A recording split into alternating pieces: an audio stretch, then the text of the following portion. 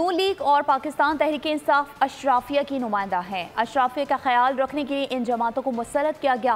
बिलावल भुट्टो का लाहौर में तकरीब से खिताब, कहा लोगों के लिए एक तनख्वाह में गुजारा करना मुश्किल हो गया है।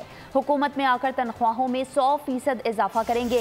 अवाम पाकिस्तान पीपल्स पार्टी को वोट दें, तमाम मसाइल हल करेंगे। बाकी सियासी जमातें हैं वो अशराफिया का नुमाइंदगी करते हैं।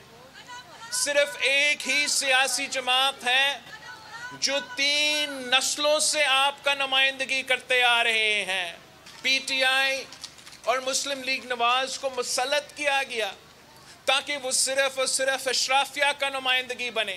आपको मालूम है कि इस वक्त पाकिस्तान में कोई भी अपना तनख्वाह पे गुजारा नहीं कर सकता। सब्सक्राइब करें और बेल दबाएं ताकि कोई खबर रह न जाए।